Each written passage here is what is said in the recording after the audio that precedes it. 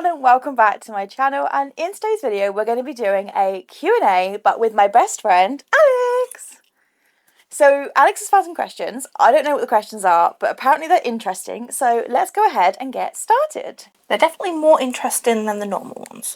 And trying to remain so strong. I know it's good if I'm around. I got it. Do you have any siblings, and which sibling are you? Like in the order of siblings? Yes, I have 2 siblings and I am the oldest. I am one of 5 biological siblings. We're going to skip all the others. And I'm the second oldest, but I was also the middle child for like the longest time because there's a good difference between my little sister and my little brothers. Like the middle child actually and my littlest sister. Yeah. If you could trade places with anybody for a week, who would it be? Mine's really morbid. I mean, if it's only for a week, maybe like Demi Lovato or something like that. Not a bad idea. Mine's morbid. Because it's only for a week. Go on then. My mum, so everyone could say goodbye to her. That is very morbid. Why is it morbid? You said it was morbid. Yeah, like it's morbid, but like, why did it shock? For context, Alex's mum has passed away. She passed away in December, and we didn't get to say goodbye to her properly. Like, obviously we were there in the hospital, but like she couldn't say goodbye. She was unconscious. So probably I'd trade places with my mum so everyone could say goodbye. That's kind of morbid, but also kind of like sweet in the same like breath. It's definitely like sweet. It would cure my it wouldn't cure, but it would like give me the reality check to do with death. Because I'm gone for a week. I'm not gone for however long I've been dead the past.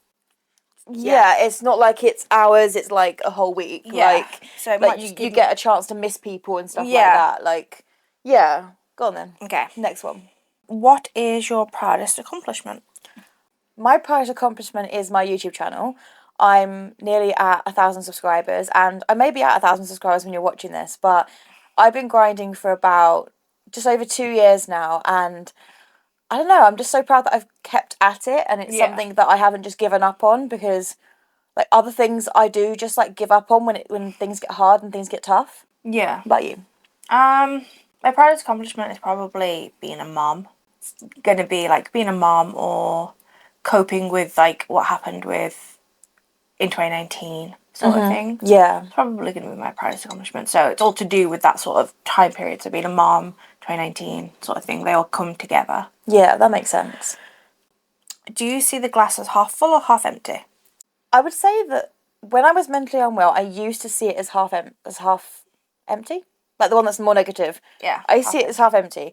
But now I see it as half full because I'm like, well, I've accomplished that much and I've done that much in my life. Yeah. And I can still top it up and I can still do more.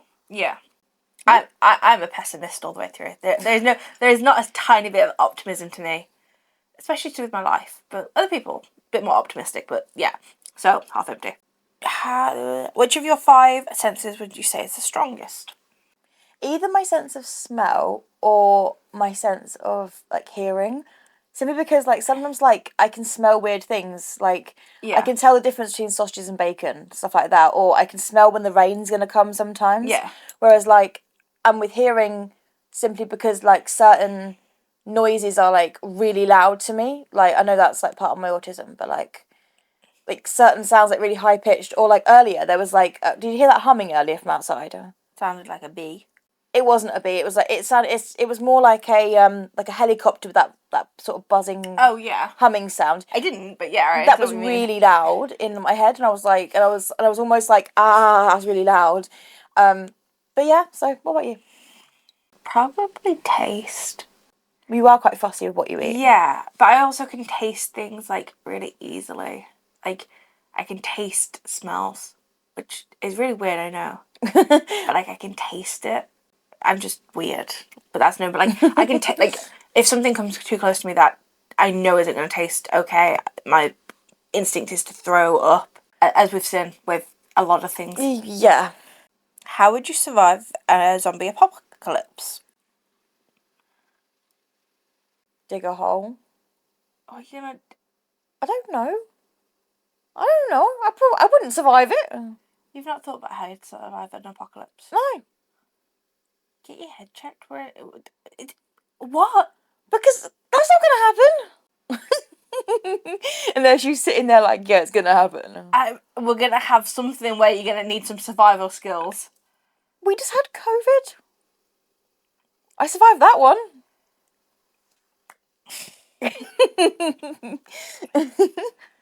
I'm running off into the wilderness. You what? I'm running off into the wilderness. If the zombie apocalypse happens, I'm out. I'm not. I'm out. Are they going to chase you in the wilderness? I don't know. They eat. Okay, zombies for the most part. They eat brains. Not everybody's going to run into the wilderness, so they're going to stay in the more populated areas. True. Yeah. True. I have survival skills. I could probably live in the wilderness pretty easily. Wouldn't be very happy about it, but I could. You probably could. Yeah. I am so shocked that you've never thought about it. No. You're just going to lie down and be like, kill me first before you eat my brain? Yeah. But I can't feel it then. My gosh, Kay. I'm not going to ask you this one because you're not going to know any of it. Probably. But it's, if you could be any tree, what kind of tree would you be and why? I'm not going to ask, but like, it's such a weird question. I would want to be a tree. You know those trees that are quite wide that hold tree houses?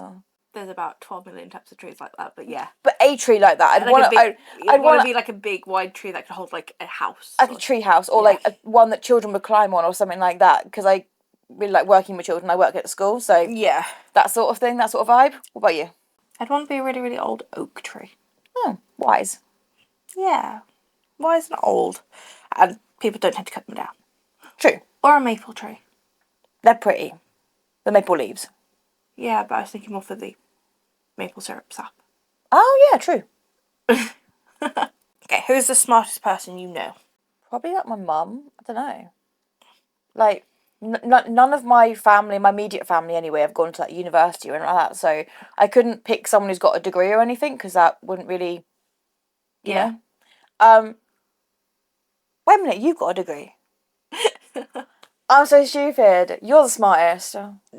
Having a uni degree does not make someone smart. You're smart. The amount of stuff you know shit about is like, just like, how do you fit it all in your brain? Why doesn't your brain explode? I just like learning. I really do. I love it.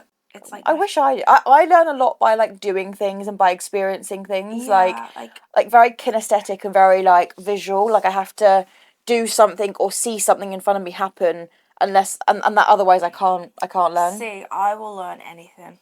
Absolutely anything. Even just by if you're given a book and said like, here you go, learn it. Yep. No, literally the other night you've got like a stack of books over there. Yeah. We were reading through the midwifery like Were you? pharmaceuticals on. Oh, the white one. It's blue. Is it like the blue one? The blue one with the pharmaceuticals and stuff. Yeah. So we were just reading through that because I could, just to learn more. Even though I know keep your brain busy. Well, yeah, I already know most things that you'd use in midwifery anyway. But like, it's always good to have extra knowledge. I'm glad they came in handy. And then for me, mine would probably be... He's like a surrogate granddad, so like, it'd be Tony. The knowledge he has at 82, I want to say 82, is unreal. Absolutely. He might know a lot, but he can't drive very well. No, he cannot drive very well at all. But, but I was in the car with him and he went over like a central division. Yeah. In England, we have like bits of pavement in a car park that you have sections of a car park, don't you? And then you have like bits of raised pavement in between, and he missed the actual entry to the car park and went over the massive like I can't drive for crap, but he can. He's very, very intelligent. I did kind of get that when I was talking to him. Yeah, so like he got his degree straight away. He's an engineer. He's worked with the UK military. Bear in mind he was born in like war times, so he realistically should have been like enrolled and things like that. But he wasn't. Enlisted, because of his intelligence. And wow, that's amazing. And then he went to MIT, got a degree from MIT. Wow, that's amazing. So yeah, very, very smart. Could tell me anything I need to know about bombs and like all these really cool things. And a lot of it he can't tell me because he's signed the Secrecy Act and stuff. But it's a really cool thing. Like anything that's basic, like that's like basic knowledge. Yeah, to him is basic, but like you might want to know it. Like he could tell you pretty much. Basically anything. And same as like he also can't cook for shit anymore. But like it comes with old age, but so incredibly smart. He's also taught me everything I know Wow. about golf and how to do business deals on the golfing range, because that's where most business deals happen. They do not happen in an office. Wow. Maybe I need to learn to get to golf. Yeah, so like that's the only reason I know how to play golf is quite literally because his logic is that's where business deals are made. You make them on a golf course, at least Yeah. with like stereotypical like business deals. You don't make them In an office. in an office. Because that's how it's portrayed in like films and TV and things like Yeah. that. It's portrayed as something we sit around a big massive conference table and you make a deal sort of thing like Yeah, that. it's the same as bribes. Like if you were to pay off like somebody, so say you're paying off a police officer, they don't happen. Or like on the street or whatever. No, they do. They kind of more happen on like the street or somewhere like that. You don't, and judges and things like that. They don't happen like in like a jail cell or anything. They happen out on the street. Oh wow. It's a really cool thing, and like when you look at all the like the psychology behind it, it's really interesting. I told you she's smart. Okay, fine. Next one. Do you think people are mostly good or mostly evil, and why? I don't know how to answer that question, but I think that you're either born good or born evil. It's like you're either born mostly good or born mostly evil. Like it's kind of your genetics come into play and your nature nurture comes into play. But that poses the question then of, are they born evil or are they made evil? A bit of both, I think, because like you have your cases like I forgot what his name is, where he murdered his younger sibling, and he basically I think he was like, is it a sociopath or psychopath, something like that. It depends on what he was, but yeah. But he basically murdered his younger sibling because he was going to murder a random person, but that would only sort of put him in jail. It wouldn't take two people away from his mum. He basically resented his mum for whatever something his mum had done. Probably a sociopath. So basically, because he resented his mum for what she had done, I forgot what she had done now. I don't think it was anything big. It was just like something quite trivial.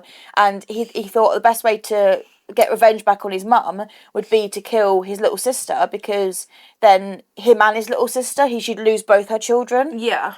And that was kind of his thinking behind it. And I remember that. But from what I looked from the case, he was never good. See, Do you hear about people like that? I think because I look at it from a psychological perspective, I have such a weird view on it. Because genetically, so if you look at genetics and you're a geneticist and you looked at someone's genetics, so like for instance, my genetics, I'm screwed.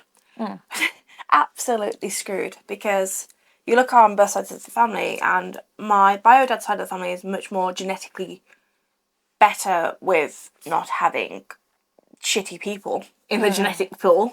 Yeah. My bio dad's like its own separate issue, but like, and then you look on my mum's side of the family, we have an armed robber as a great uncle. Great. We have pedophiles in the family. We have rapists in the family. So genetically, I was screwed. But nature versus nurture. Until I was much older, I was pretty good. I had the the abnormal but normal parts of like a traumatized kid, but I didn't have any of the normal signs that most people would show, like the abuse becomes the abuser. Yeah. So genetically, it's one of those really weird things. But for me, it's very much is it they were born evil or were they made evil? Yeah, I think that's more the argument, isn't it? Like, because there are things that I've coped with, you wouldn't cope with. Things that you've coped with, I wouldn't cope with. Yeah. But so would it be that if you abuse like a child, did we really expect them to come out right? True. Did we expect them to be a perfectly rounded human? Exactly. Because I wouldn't. I would not expect a child, specifically because it's typically men. Yeah. Cis men that tend to spiral. Yeah. Not and obviously we're not saying this is 100% the case, but but it is typically like cis men. If you look at like serial killer women that are serial killers, it's very, very rare. It's still like, I think it's 1 in 10, but it's still quite rare. It's the chances of having a woman serial killer is less than a man serial killer, for example. I might be wrong on that statistic, 1 in 10. I might be wrong. Don't quote me. Yeah, don't quote her. But it is a lot less likely, whereas men have, because they don't cope with the abuse as well. Yeah. that's why it changes, because their psyche has been changed. Do you think it's more of a case of like women are more likely to internalize it, whereas men are more likely to be external about it Yeah. and do things to Very much so. to and, cope with the emotional side of it? Yeah, men also, unfortunately for them, but also positively for them, they have the high testosterone levels, Yeah. which comes with aggression. Yeah.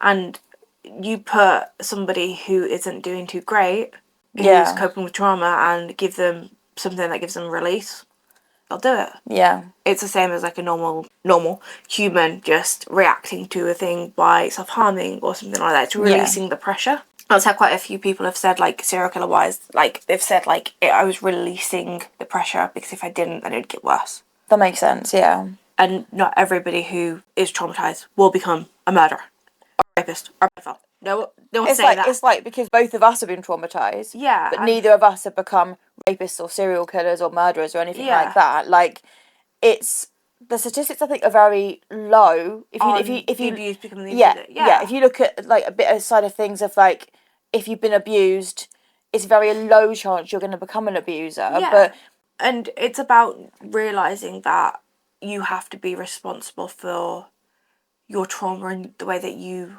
are. For instance, like, everyone can be abusive and everybody can be those things. It's about keeping yourself in check. If you do something wrong, you fix it.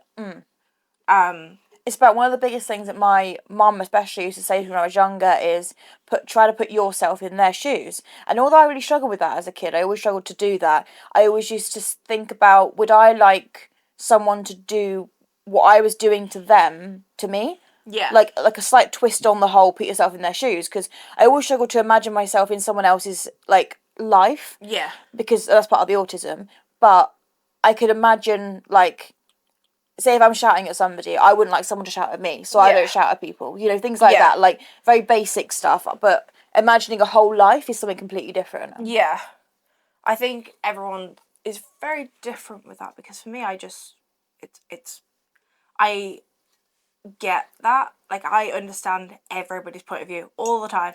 Which can be a bit annoying sometimes, because it's like, oh, I understand, like, you know, your ex's ex-girlfriend's, like, sister's mum's cat's point of view, and I'm like, do you know? Yeah, because I've been on basically every side of things. I get, like, what's going on in my life right now. I get their side of it, and even though they don't get my side of it, I do get their side of it.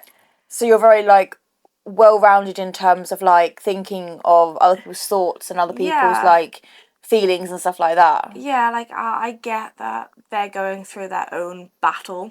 I'm not expecting them to fix it. Like, if I don't want to be around that, then I don't have to be, sort of thing, but... It's thinking about yourself, but also understanding their point of view. Sort of thing, and it's a really weird Concept. Yeah. but it's a good thing to have. Should we do one more question? Yeah, we can. How would you title this chapter of your life? I would title it something like, you know when a phoenix has died and then it reincarnates? So, Rising from the Ashes? Yeah, something like that. Like rising from the ashes, like becoming, like being reborn, becoming your best self, that sort of thing. It's not a bad idea. Yeah. Survivor. Yes, that is definitely very true. Because, well, You survived a lot. one, that, and two, all I can think about when I think about my life is, what is it? Destiny Girls' song Survivor, and then Dancing on the Beach. That's all that goes through my head. Is Survivor by just...